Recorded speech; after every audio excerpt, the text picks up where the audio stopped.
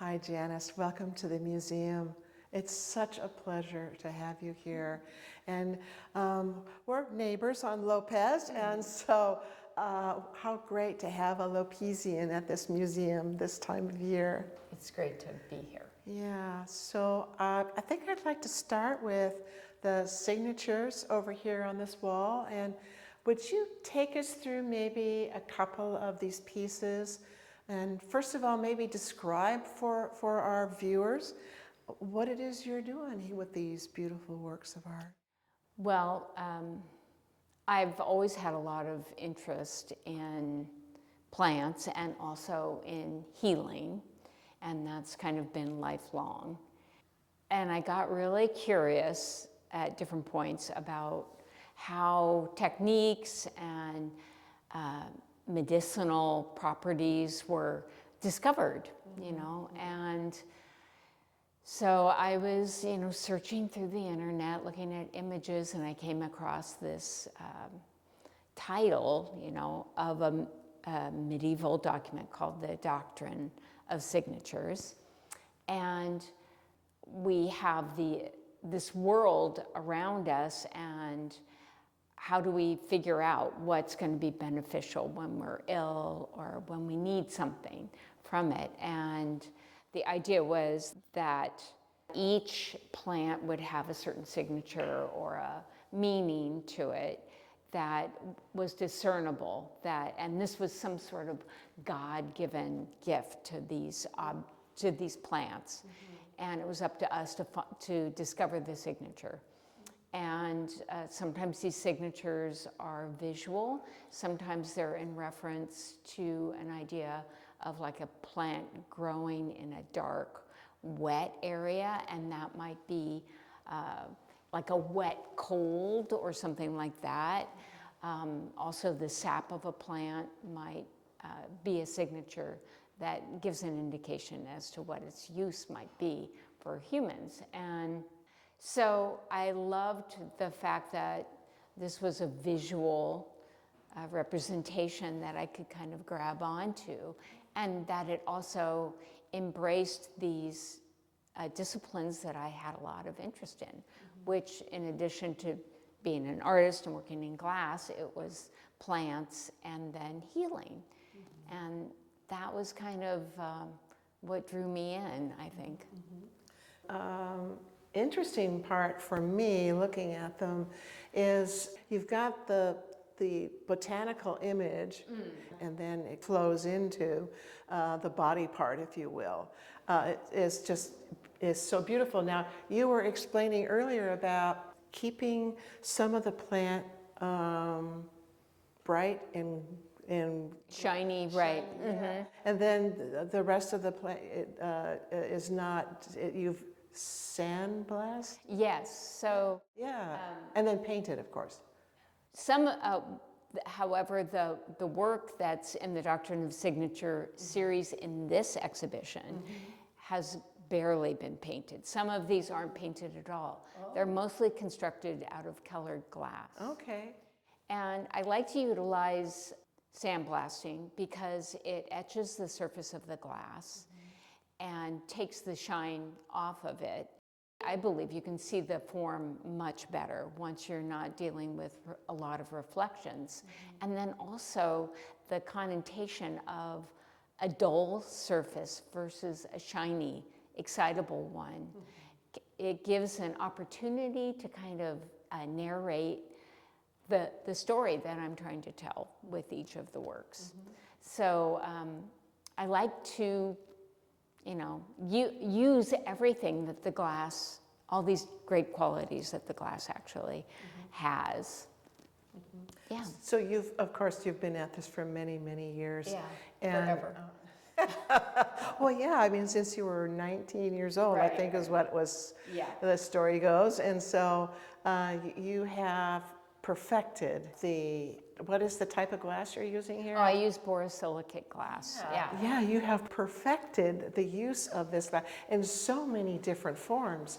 If you could maybe talk a little bit about some of these other pieces that we're seeing, if you would speak to a little bit more narrative of those. Well, I usually work in series. And I found that to be really helpful because glass, in addition to making objects and offering a narrative or a storyline, it's also a discipline. It's a technique that you have to learn in order to befriend it, basically. I'm glad you think I'm so good at this, but it's a practice, really. And I would say at least weekly, I discover new things about the material that I hadn't really discovered before. So it's really a building process. The cages that I have in this show, it was an idea I had about Art Nouveau, and that I love Art Nouveau, the design and the depiction, and also a lot of Art Nouveau that I've seen really reminds me of the body. It's often this external, internal play that I've seen, especially with a lot of the Art Nouveau graphics. So I wanted to use some of the symbolism that you see in Art Nouveau, like the lotus flower and the leaves of the lotus. And during the process of working on them, the story started to emerge of the characters inside, the bird kind of being the narrator. In Reckless Gift, the bird is in a nest, and what's the connotation of a nest? You know, it's home, it's safety. It's also things you cherish, right? Things that are very important to you. And so that bird is holding in its nest a human heart and a wishbone. And so it's the idea of sustenance and sustainability and our hopes, right? And I have to say, this is one of my very favorite pieces. It has blackberries, and blackberries to me are very symbolic of blood too, because they impart this dark liquid onto your hands, and they can prick you. And so I like to use these archival kind of strong ancient images of like Christ on the cross and the meaning of letting go of something and embracing something else. So it's all kind of mixed in. The coronation, I think, was just trying to combine my interests of beautiful Indian imagery of Krishna and the hands and the idea of those kinds of ceremonies, and embracing it by using a hand. A hand to me is very meaningful in that it's my particular means of expression because I use my hands. You know, I don't really think about these things as I'm building the work. The work is much more based upon my intuitive drive. I'm hungry. Okay, what am I hungry for? I'm hungry that, do I want more salt? Do I want less salt? Do I want more liquid? Do I want less liquid? And so the work is often my own need of what I want out of that particular piece. So it often isn't a conscious thought at the time, and it's afterwards, like in a dream, that I'm looking at it and saying, oh, I can see where I was at then and why I chose these particular symbols. Even today. Yeah, and it evolves, right? Just like how you think about the past evolves based upon your present point. And I love that. I love that the story continues. And based upon my process and who I am today, I look back at the work differently. Yeah. Lamp working, the technique that I use for creating this work, it was often used for really small, what I would call trinkets, like, you know, stirring a cup or an embellishment on top of a wedding cake or something like that. Or a little Tinkerbell. I have a Tinkerbell that's really Yeah, and I mean, those things are kind of what intrigued me as a child, you know, looking at those things and wondering, you know, how were they made? But then as I became an artist and I saw people interacting with my work, I realized that they weren't really addressing my work at an eye level. They were what I felt was minimizing it by saying, oh, it's whimsical or it's pretty. And I didn't want to make work that was just whimsical and pretty. I wanted to say a lot more. And so how was I gonna evoke that in my particular audience? And I thought, well, what if I made larger work? People make these small little beads and they're all strung on a necklace and it creates a larger object. How could I use that same concept to create something that was taller, something bigger, more substantial? And that's when I came up with using some sort of a metal form that the work could go over and it could stabilize the work in order that I could stack things on top and actually create a larger structure. And that was really the beginning of how I was trying to make a larger human form. And so it's this marriage between who I am and what I'm trying to express and also what the material has to offer me. I think that's why over the years things have developed more and more.